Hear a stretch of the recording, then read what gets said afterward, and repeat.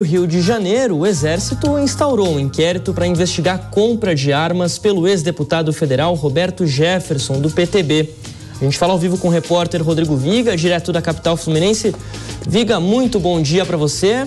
O Jefferson não poderia adquirir essas munições por ser réu em processos criminais e condenado, não é isso? É isso, Fabrício. Bom dia para você, para o nosso ouvinte espectador internauta da Jovem Pan. Não podia, não deveria, não poderia, mas tinha armas e munições em seu poder, desafiando, confrontando com aquilo que prevê chamado Estatuto do Desarmamento. Por que ele não poderia ter esses armamentos e também as munições? Porque foi condenado pela justiça, é réu em vários processos, tudo no âmbito daquele escândalo que repercutiu no Brasil e no mundo, chamado de mensalão. Também depois veio o petrolão. Roberto Jefferson estava de posse dessas armas, dessas munições, e conseguiu até, vamos falar num português mais claro para o nosso ouvinte espectador internauta, transferir o seu domicílio de porte de armas de aqui do Rio de Janeiro para Brasília. Nada disso poderia ter acontecido de acordo com o que prevê ou estabelece o Estatuto do Desarmamento. Lembrando que Roberto Jefferson segue preso no Complexo de Bangu, na zona oeste do Rio de Janeiro. Já a gente fala disso. Por conta desses fatos, das munições, das armas e da transferência, vamos chamar do domicílio, do porte de arma, né? Até tem um nome específico, né? Esse é um porte flexível, vamos dizer assim, né? Itinerante. O Ministério Público Federal apresentou uma denúncia contra o ex-deputado federal, o ex-presidente nacional do PTB, que agora está sendo investigado pela 11ª Região Militar do Exército Brasileiro. A suspeita, inclusive, que muitas dessas armas e munições foram utilizadas pelo Roberto Jefferson naquele episódio de outubro do ano passado em Levi Gasparian, onde ele tem casa no interior do estado do Rio de Janeiro, quando agentes da Polícia Federal foram até lá para cumprir um mandado de prisão expedido pelo ministro do STF, Alexandre de Moraes, porque em prisão domiciliar, Roberto Jefferson estaria descumprindo algumas medidas restritivas, algumas medidas cautelares. Roberto Jefferson, como eu disse, segue preso desde outubro no Complexo de Bangu, na zona oeste do Rio de Janeiro, por conta desse fato, desse episódio em Levi Gasparian.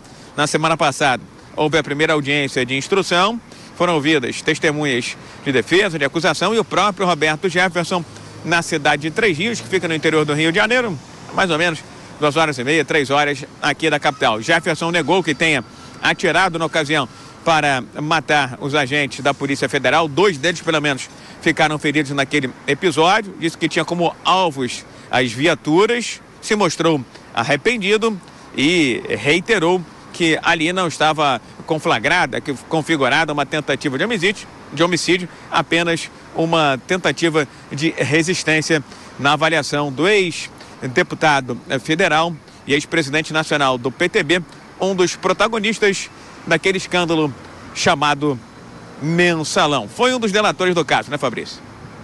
Exatamente, Viga. Muito obrigado pelas informações. Daqui a pouco você está de volta aqui também no Jornal da Manhã, segunda edição. Vamos chamar para a conversa o Cristiano Vilela mais uma vez. Vilela, tem como a gente descrever, colocar de alguma forma o tamanho do problema de Roberto Jefferson agora com esse inquérito do Exército? Olha, é impressionante como a situação de Roberto Jefferson foi se deteriorando ao longo dos últimos tempos, né? Roberto Jefferson, que era uma figura política bastante destacada, foi parlamentar por diversos mandatos seguidos, teve uma participação expressiva, inclusive na televisão, era uma pessoa bastante conhecida. Agora, teve o seu ocaso a partir daquele momento muito emblemático da crise do mensalão, foi um dos delatores, uma das pessoas que fez com que o chamado mensalão, o escândalo do mensalão viesse à tona. Depois disso, quando se imaginava que ele recuperaria o seu prestígio político, ele vem e começa a praticar atos realmente que são atos que passam muito do limite. Eu volto sempre a dizer, a manifestação crítica, às vezes até muito contundente, ela deve ser feita, deve ser preservada. Agora, a prática de atos como esse que foram feitos, desferindo tiros, arremessando armamento pesado, armamento inclusive de uso exclusivo das Forças Armadas, realmente é algo que passa totalmente do limite, e a Justiça, nas suas investigações, e agora o Exército nas suas investigações, vão ter que agir com bastante rigor.